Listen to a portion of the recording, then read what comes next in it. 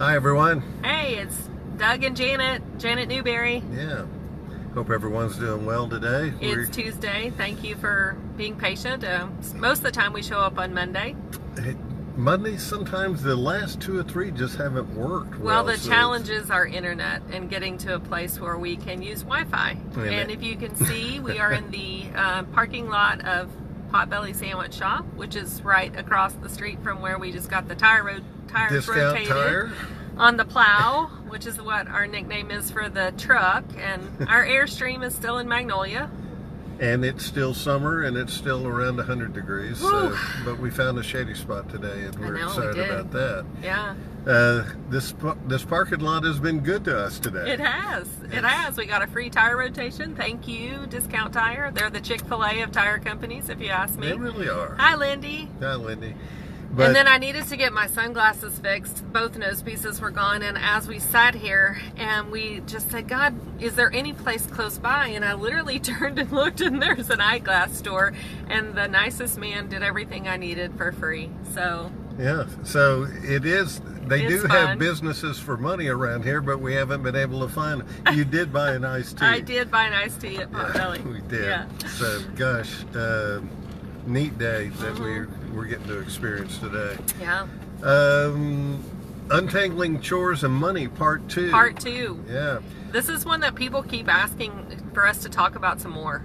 This whole idea of chores at our home and just navigating, moving kids in the direction of maturity, or getting, how do we remind them who they are? What does that look like practically? How do we do this without constantly needing to bribe and manipulate and punish?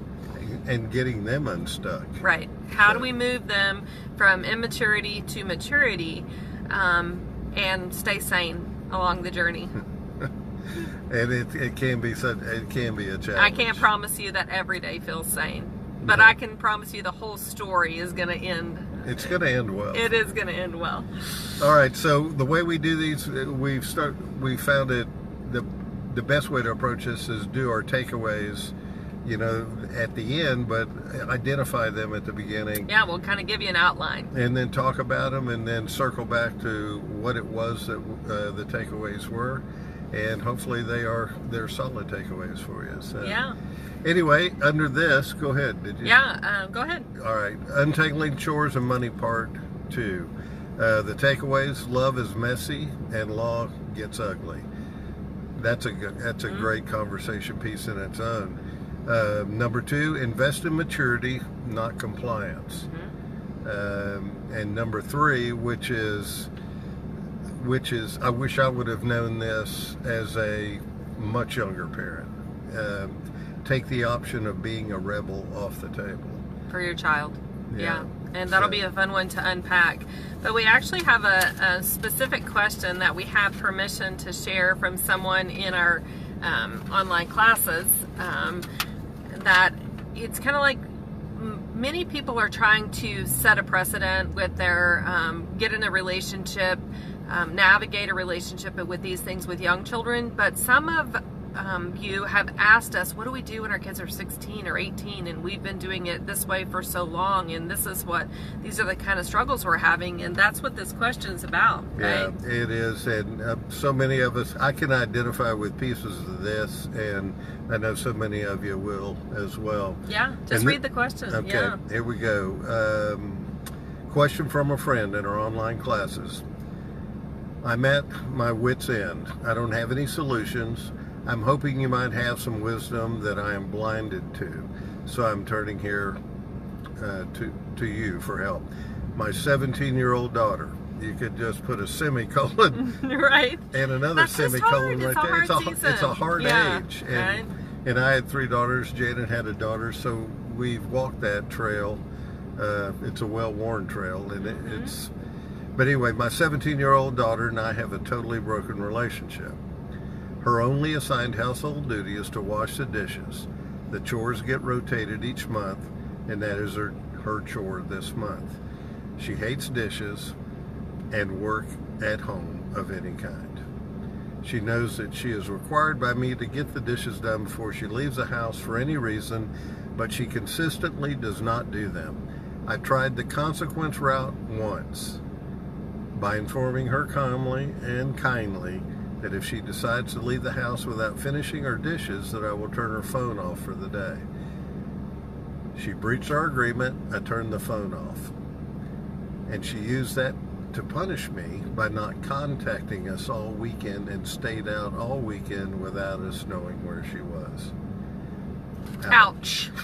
That's just ouch. I mean, it's reality. It is. I mean, to protect our own children, we don't share their stories on Facebook Live, but I've been there.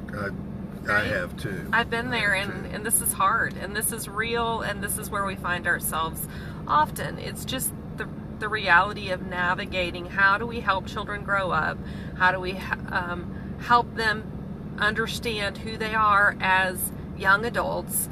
And how do we encourage them to act like it without our relationships staying broken? Especially when we've been on a single track for their 17 years, and now we're looking at something different. And can I just start here that control is this is where we have to land when we're thinking about untangling their relationship with responsibilities and their relationship with money. As a parent, control is an illusion, right? As a spouse, control is an illusion, right? As a person, control is an illusion. We need Jesus because we're out of control, but that's really the question that we can wrestle with first, is to control or not to control. And when we're honest with ourselves and we're not angry or frustrated, control is an illusion. And here's something to consider. When our tools in our toolbox are law and punishment, right? We give our kids only two choices. And that is, they can be a legalist, right? They can prove themselves good because they comply with the law. And if that isn't working for them, their only other choice is to be a rebel, right? And so how do we define living in our home? Is living about proving myself good so that then I can get what I want, which is what happens when we tie chores and money together, right? Life becomes a series of transactions. I get because I do, right? And so we feel somewhat controllable, like that it's controllable because it's kind of like a seesaw. You get because you do. You get because you do. And so we feel in control of that. But here's the damage, that if their only choices are to be a legalist or to be a rebel, right? To prove themselves good, to get what they want, they're having no experience whatsoever in trusting who they are and obeying because it's the right thing to do and it's who they are. This is a 17-year-old, very capable, beautiful young daughter, and her only choice, because of the way this relationship is set up, is to be a rebel, because she's not about to be a legalist, right? And so we only get two choices in that situation too. As a parent, when it's tangled up and you have to, or this happens, we either get to be an employer in the relationship with our children, or we get to be a judge or a prison warden, right? Because we either get to be the one paying them for doing what they were supposed to do, or we get to be the one judging and punishing them when they didn't. And don't hear me saying that rules and expectations are not a healthy part of good relationships. They are. But this story is about a 17-year-old. Rules are very helpful when we're teaching our children how the world works and to keep them safe. To have a rule for a 3-year-old that says don't touch the stove, it's hot, or stay out of the street. Exactly, right? But as they begin to mature and change from a child to a young adult, it's helpful to transition into guidelines and to tell them the world works well when you do it this way, right? This is who you are, and if you choose this, if you choose to behave like this is what's going to happen, and if you choose to behave like this, then this is what's going to happen, and I'm going to stick with you no matter what you choose, because I'm your mom and I love you. You're my daughter. I'm going to help you navigate life. If you move this direction, I'm going to help you navigate life and stick with you if you move this direction. But it's interesting, the consequences in the example that you read, right, where the doing the dishes was tied to the phone. And that's really not a consequence, all right? A consequence is something that happens naturally, right? And so a punishment is something that is imposed upon you because you messed up, right? And so punishment, I'm going to say something a little bit radical here, but punishment never works, right?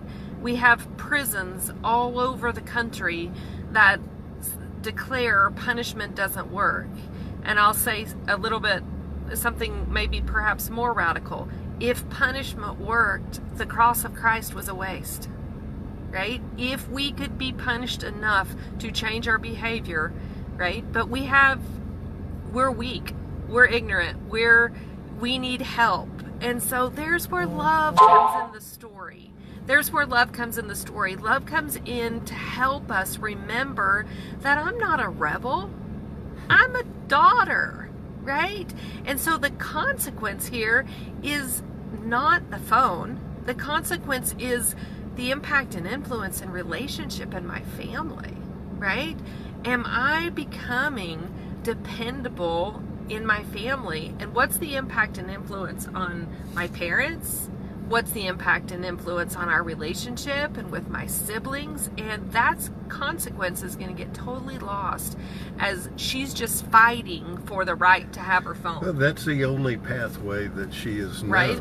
And she doesn't know of another option. Right. And so I'm also not suggesting that the phone is just a freebie, right? Yeah.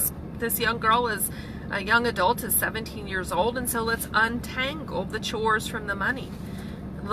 Which was what we were starting off to do here anyway. Right, let's untangle the chores and the money. At 17, perhaps you give her $20 or $25 a week, free and clear, no matter what, because she needs the experience of navigating financial responsibilities, one of which could be her paying her own phone. Just like you provide meals, just like you provide clothing, because you want them to have appropriate comfort in what they wear and where they go and those types of things, glasses, things like they don't pay for those.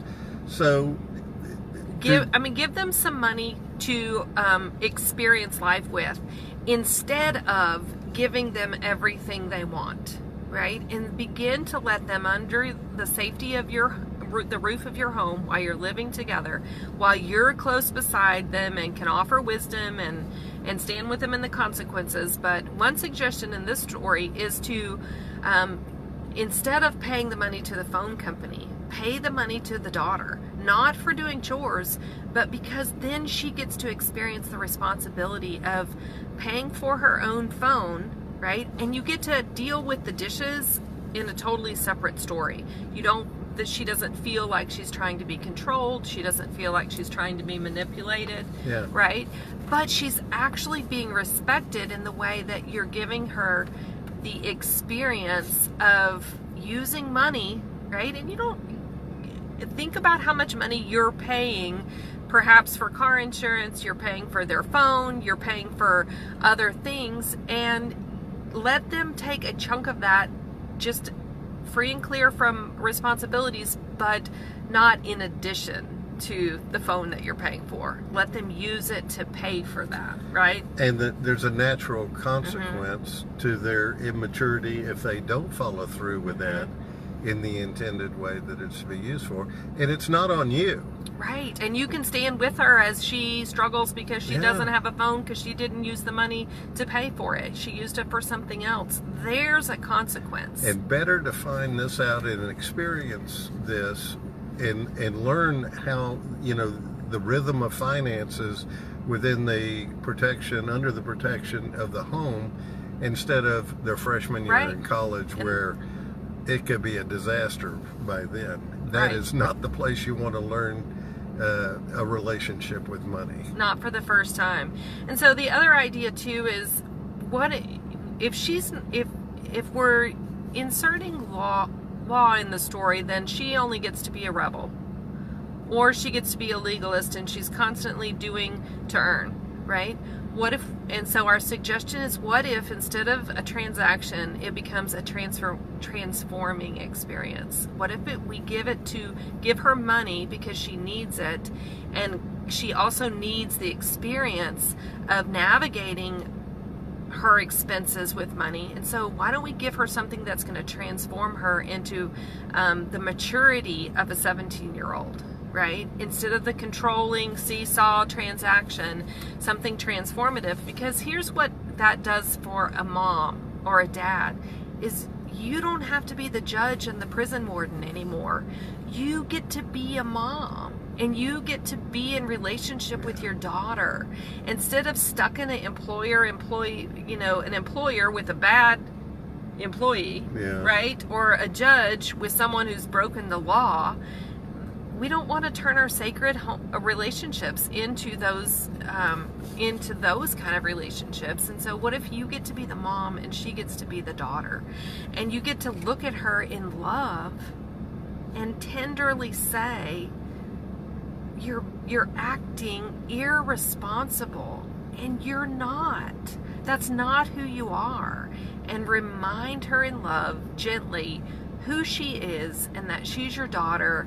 I have to bring up the prodigal son story from scripture here, because when the prodigal son came home, he was ready to be a slave, right? He was ready to be an employee of his father's, a slave. And the father said, with a ring and a robe and a party, "You're my son, you're not my slave." And because the boy remembered who he was, his behavior changed. And the father reminded him who he was. And that's what we get to do when we're not the employer. We don't want to step into that role of being the employer. We don't want to step into that role of being the judge or the prison warden. We want to stay the mom. We want to stay the dad, because we want our kids to remember your sons and daughters, and you get to act like it. You don't have to act like a rebel. You can be weak. You can be ignorant. You can ask for help. This is a safe place to struggle. We'll stick with you in the consequences of your choices, but there's not going to be artificial manipulation, and because that doesn't help with maturity. It hijacks maturity every single time. And as maturity levels go up in the home, the work of the home just as a byproduct comes along. Right. And those dishes aren't a problem anymore. Right. Because mature people take care of their home. We're created to be workers and to restore order to chaos. And I can tell you that one of the things in our relationship, do you remember, we had experienced a lot of yuck before we met each other.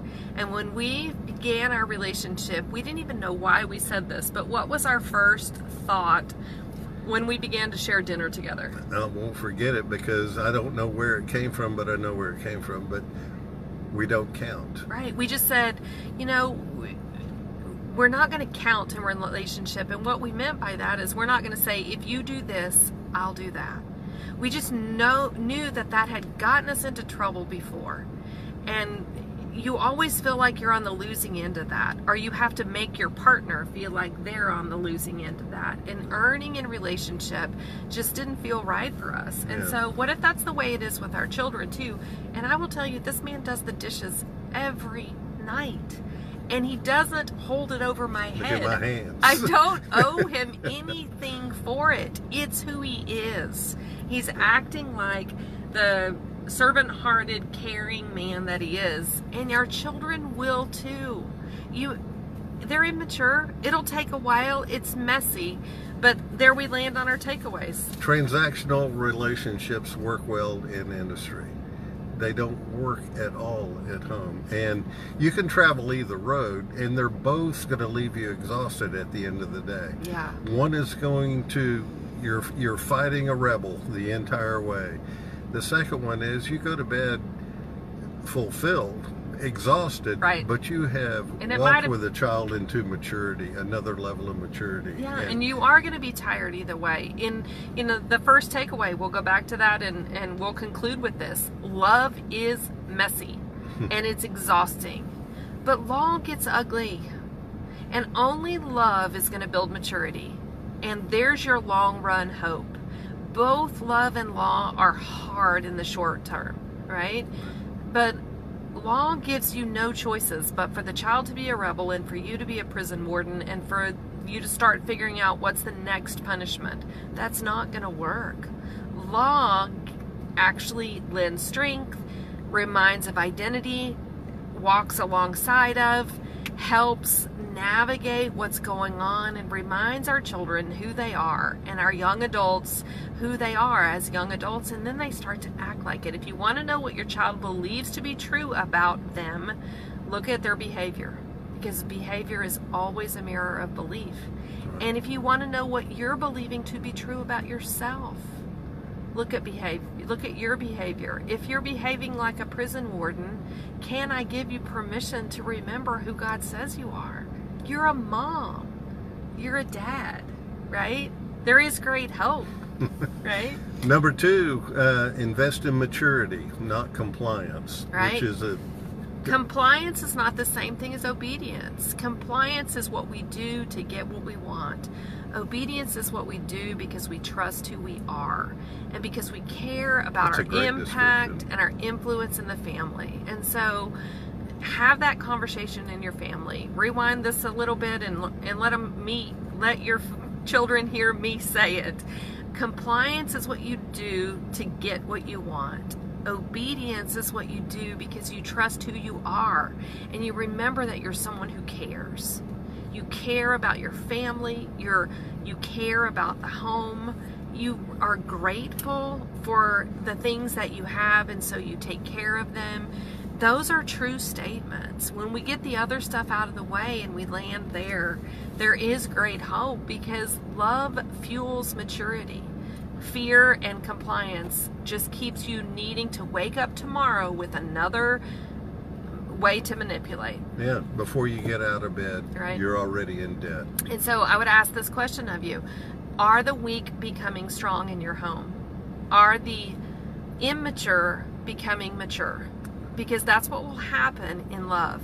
It doesn't happen in compliance, okay? They may make it through the day. Your children may be getting older. They may even be making straight A's.